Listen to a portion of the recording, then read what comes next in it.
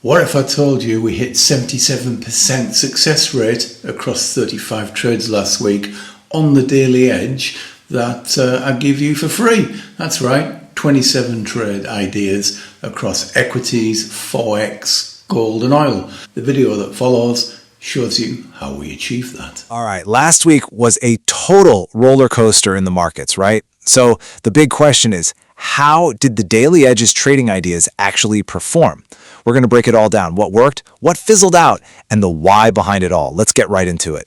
Okay, let's cut right to the chase. The headline number, a pretty staggering 77% success rate. Yep, you heard that right. Across every asset class, that's 27 out of 35 trade ideas hitting their profit targets. But you know, a number like that only tells part of the story. The real juice is in the details. Now, before we dive any deeper, let's make sure we're all on the same page with a term you're going to hear a lot. 1R profit. It's actually super simple. Just think of it like this. For every dollar you put on the line, you're aiming to get at least a dollar back in profit. It's kind of the golden rule for smart, disciplined trading. But here's the thing about that 77%. It doesn't really capture the drama of the week. This all happened while the market was having a full-on personality crisis. So to really get what happened, we've got to look at this tale of two halves that unfolded. And this timeline, it just lays it all out perfectly. The week started with everyone feeling pretty good, you know?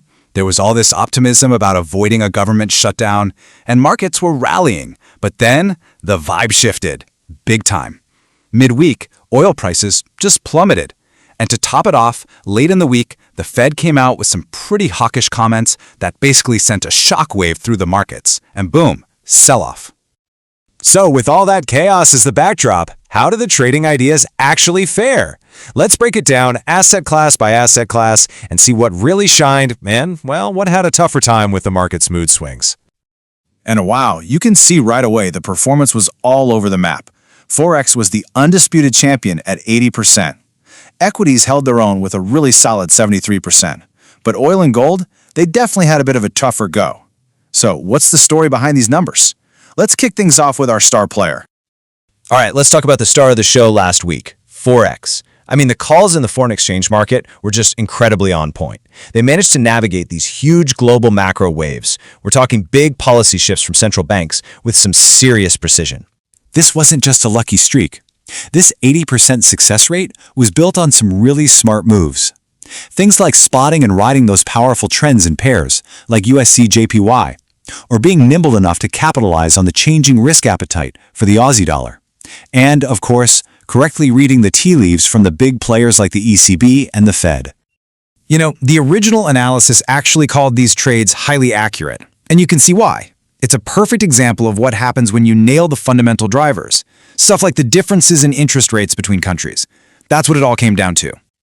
Okay, let's switch gears to equities, because this is where that tale of two halves theme really comes to life. The overall performance was definitely strong, but man, it was a perfect mirror of the market's Jekyll and Hyde personality last week.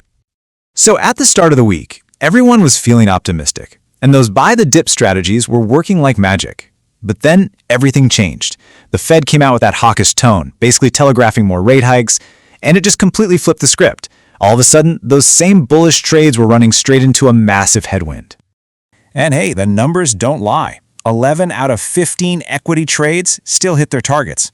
That's a 73% success rate, which is pretty fantastic when you think about it.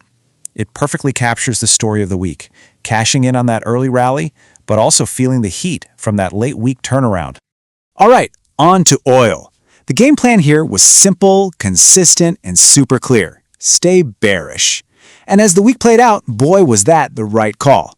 That cautious, downward-looking view was 100% vindicated. Yep, sticking to that big picture bearish view definitely paid off. You had 3 out of 5 short calls hit their mark as oil just tanked. Now sure, a couple of shorts got stopped out by some of those little counter-trend bounces. That's just part of the game, right? But the key takeaway is that the main overarching downward trend was called perfectly. And last but not least, let's talk gold. Man, if there was one market that was pure drama last week, this was it. We're talking huge opportunities for profit, but also some seriously frustrating near misses. It was a real nail-biter. This was such a tricky market to navigate. You had these massive explosive moves to the upside that handed some great wins to the bulls. But then you'd get these sudden, sharp pullbacks that meant only 2 of the 5 big trade ideas actually reached their full potential. But, and this is super important, if you zoom in a bit, on a daily level, there were over 8 of those smaller 1-to-1 risk-reward trades that did work out. So what does that tell us? It shows that even when the huge home run swings were hard to catch, there was still plenty of opportunity for disciplined, short-term traders. Okay, so we've gone through the scorecard for each asset class. Let's pull it all together now. What are the big takeaways you can actually use? How do we turn this look back into a look forward with some real, actionable intelligence?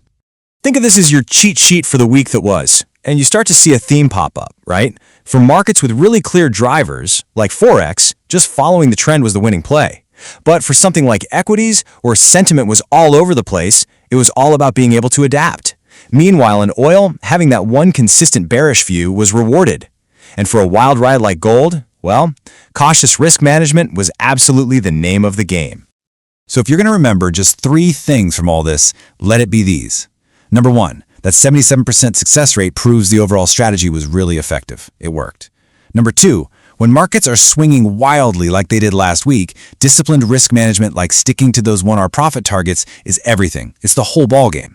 And number 3, that late week reversal is a huge lesson. Being able to spot and react when the market's mood flips on a dime, well, that's just mission critical. And that really brings us to the big question looking forward, doesn't it?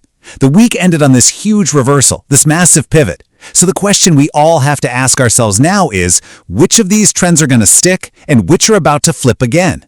That's definitely what we'll have our eyes on.